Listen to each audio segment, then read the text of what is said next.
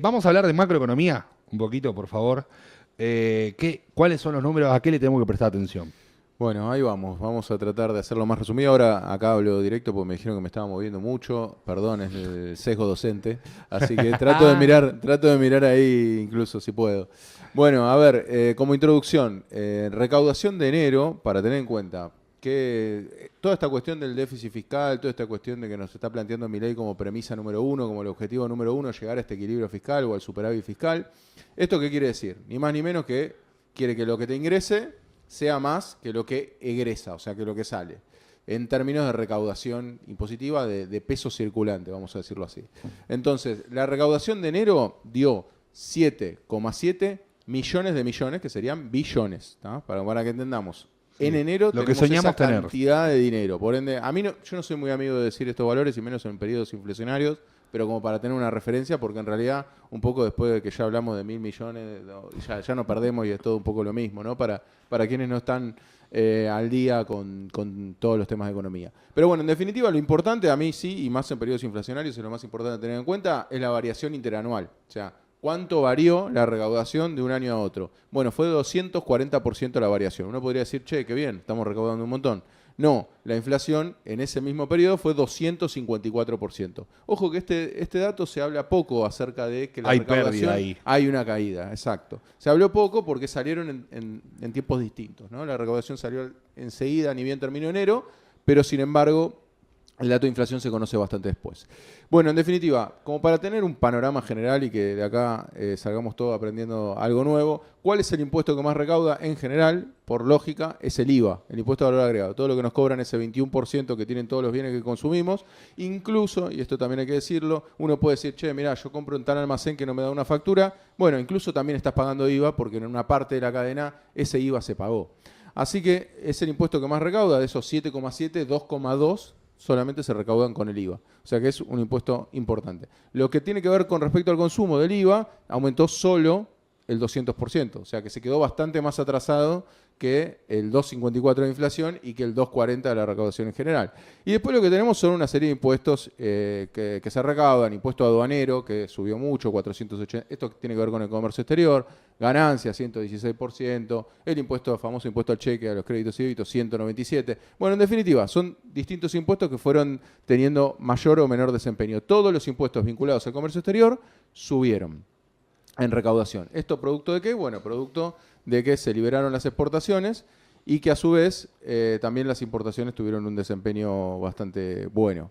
Pero, ¿qué es lo que quiero? Todo esto en realidad era una introducción para decir lo más importante. ¿Cuál es el impuesto que más creció en su recaudación? Es el impuesto que mencionamos antes, hace un ratito, es el impuesto país, que aumentó un 1.252% su recaudación. O sea, una animalada, muchísimo. Son algo así como 470.000 millones de pesos, que es el 6,1% de la recaudación impositiva total. Acá, ¿esto qué quiero decir? Acá se va a presentar una paradoja, o un problema, mejor dicho, para Milei de acá en adelante, porque acá no sabemos si va a pesar más su pensamiento libertario o si en realidad va a pesar más la premisa de llegar al superávit fiscal. ¿Por qué? Porque si nosotros nos ponemos en la visión libertaria, la parte de querer reducir los impuestos en general, particularmente el impuesto país es un impuesto que lo que hace es no permitirnos comercializar libremente los bienes, porque cada vez que importamos tenemos que pagar el impuesto país. Si él quiere cerrar el cepo, como dice y como manifestó hace poco que quería cerrarlo a mitad de año, entonces dejaría de recaudar en principio el impuesto país. Si deja de recaudar el impuesto país, que decimos que es el 6,1% de la recaudación, va a tener un problema para llegar a este superávit fiscal. O sea que ahí ese es un lindo escenario para ver realmente en qué se va a decidir Milei. Si va a decidir el superávit fiscal o va a decidir ser libertario de pura cepa. Que hasta ahora no lo viene cumpliendo, ser libertario de pura cepa, pero quizás a mitad de año, en esta cuestión que planteábamos antes, de que quizás es progresivo o va en el tiempo. Eliminar el cepo estaba ahí entre... Por eso, eliminar el cepo está, pero bueno, hay que tener en cuenta a ver si eliminaría el cepo. Yo entiendo la eliminación del cepo como la eliminación también del impuesto país, pero no sabemos si va a haber ahí algún... ¿Por qué? A ver, porque de nuevo, acá capaz que doy por asentado algo. ¿Qué función tiene el impuesto país junto con otros impuestos? Vos tenés el tipo de cambio oficial, le agregás el impuesto país y le agregás otros impuestos, retención de ganancias, etcétera, y llegás aproximadamente, en este caso está superando, a los dólares financieros. Entonces funciona un poco como nivelador del dólar oficial con respecto a los otros dólares. ¿Estamos? ¿Se acuerdan del dólar ahorro? Ahora ya no lo se hacen porque están caros. Cuando comprábamos los 200 dólares, Sí. o quienes compraron, yo nunca lo compré, pero quienes compraron los 200 dólares por mes, bueno, en realidad ahí teníamos el dólar oficial más los impuestos. Entonces llegaba siempre más o menos al blue. En algún momento La estaba más abajo. devaluación encubierta. Claro, entonces la gente compraba, cuando estaba más abajo, compraban ese dólar oficial y lo revendían al blue y se hacían unos mangos. ¿Estamos? Claro. Y a su vez, ahora que está más arriba esa cuenta, nadie lo hace, ¿no? Y miren, de hecho, se derrumbó la compra de esos 200 dólares, aparte por la crisis económica que estamos viviendo de ella, pero aparte porque no es conveniente.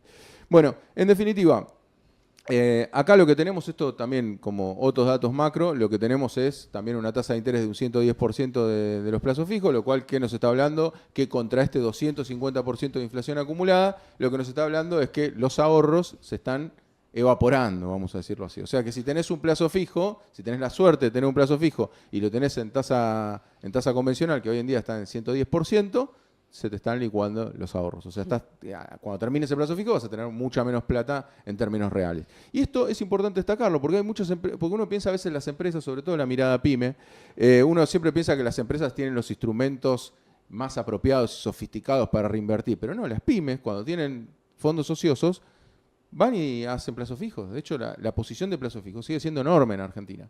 Entonces, en este no saber o no contar con herramientas financieras, uno va a depositar a plazo fijo, bueno, te están licuando a más de la mitad de lo que potencialmente podría ser, porque es la inflación que venimos arrastrando. Y recordemos que tuvimos la devaluación también del 118%, o sea, en realidad la variación del tipo de cambio del 118%, y que ahora se está ajustando 2% cada mes ese valor del tipo de cambio.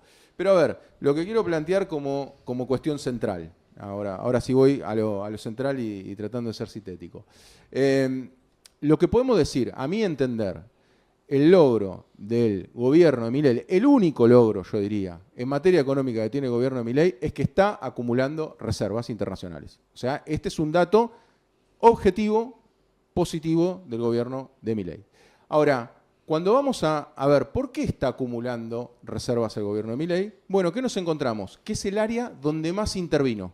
O sea, todo lo que detesta Milei, que habla pestes de la intervención estatal, el único dato que arroja bueno Milei es un dato súper intervenido. ¿Estamos? Por ende, no es que lo voy a criticar particularmente, digo, sencillamente es una contradicción que tiene él.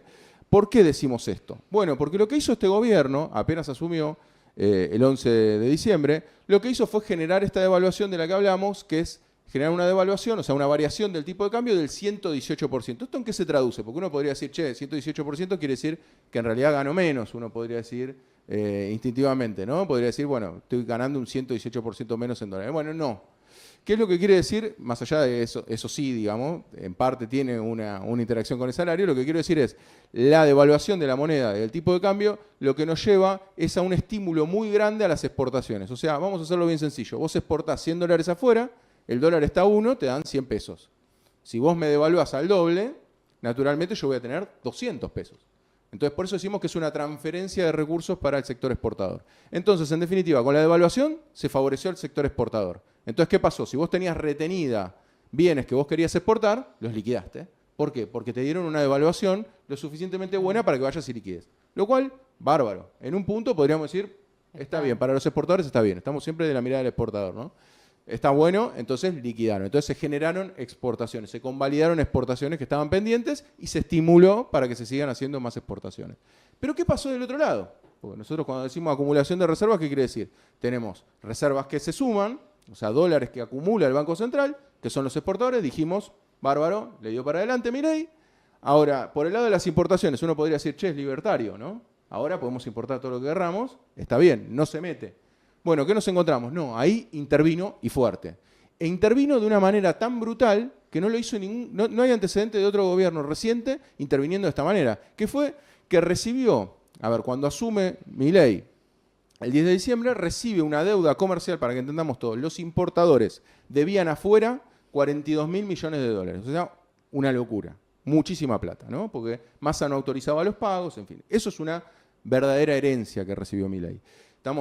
Cuando el gobierno recibe esta deuda multimillonaria, lo que hace, en realidad la deuda la tienen los privados, ¿no? Lo que hace es darle al Banco Central los dólares para que pueda pagar afuera. Lo que agarra el gobierno de Milei y dice, no sale nada, no pagas nada. Entonces lanzó este bonito que todos deben estar escuchando, se llama Bopreal. Dice, no, si querés pagar, paga el año que viene, paga el otro, yo te pago una tasa de interés, bueno, lo que fuera. En definitiva, no terminó pagando ninguna deuda comercial los importadores bajo esta lógica.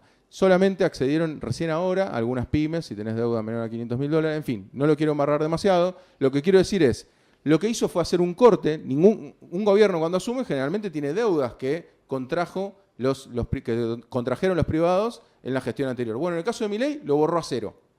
Entonces tenemos las exportaciones por un lado, deudas comerciales, cero. Entonces, ¿qué pasa?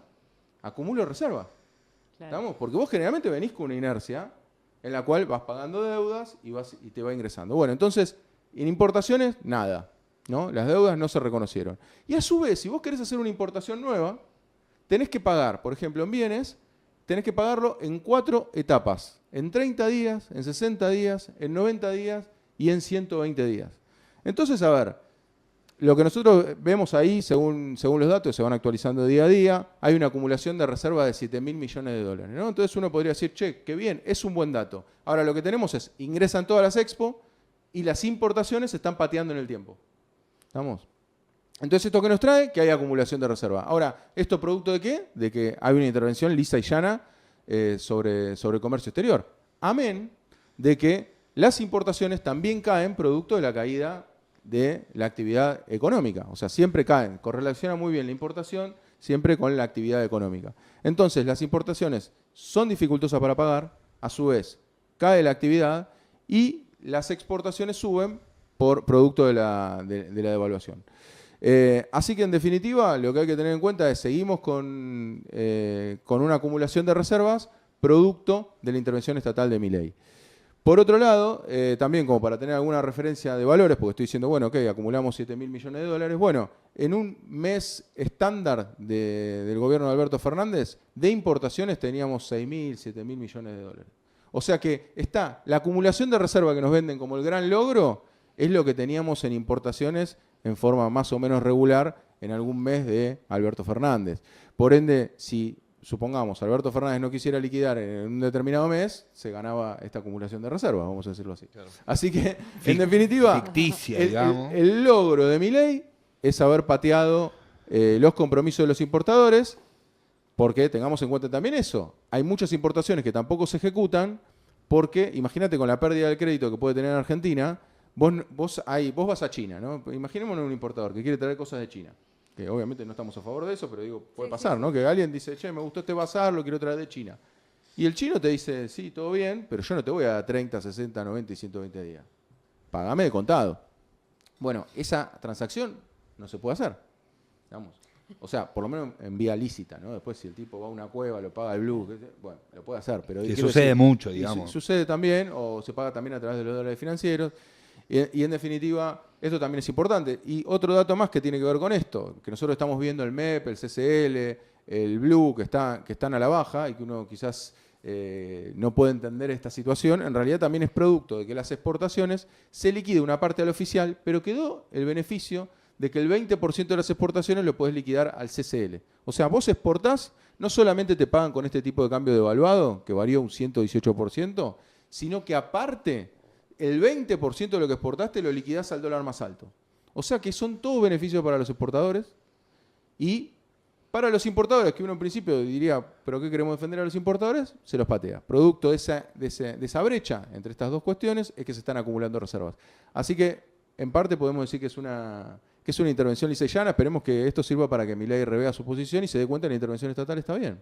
Sobre esto, varias cosas. Por un lado, el dato clave de que lo que tenemos acumulado de reserva en realidad es un mes de importaciones, lo cual absolutamente ficticio, porque nosotros necesitamos como país acumular otro tipo de cantidad de reserva. Por otro lado, que la mayor parte de la deuda que tienen las empresas es intraempresas de las empresas grandes, ¿no? De la onda Philip Argentina le debe a Philip Alemania, o donde sea, creo de Estados Unidos.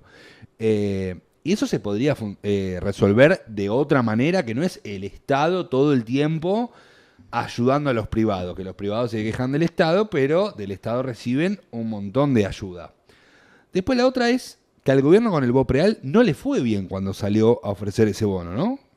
Sí, al comienzo no, después fue recaudando más. Pero fíjate que el BOPREAL está pensado justamente para el caso que vos mencionás, para intraempresa. Para una pyme es impracticable. O sea, vos imagínate, le debes de nuevo a un chino que le compraste algo en bazar. Sí, tela suponete para... que te dio crédito porque le compras hace 20 años, ¿no?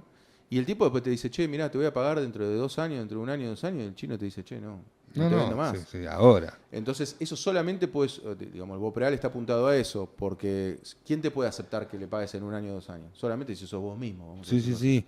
Bueno, ahí también esa gran diferencia que hay que explicar y que la gente lo tiene que entender, ¿no? Que no es lo mismo las pymes que Philip debiéndole a Philip y pasa otro gobierno más que no tiene políticas públicas para las pymes, cuando el 99% del tendido empresarial de este país son las pymes, ¿no? Y seguimos sin tener una política que le hable claro a la gente, y necesitamos algún día tener una política que diga, no, yo voy a fortalecer al 99% de las empresas que son pymes.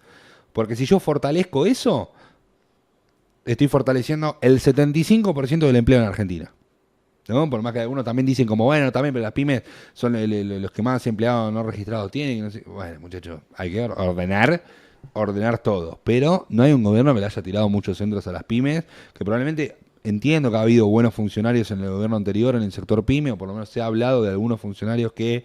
Renunció el subsecretario. Que tenían buenas intenciones, pero con las buenas intenciones no alcanza, porque después obviamente necesitabas presupuesto para ejecutar.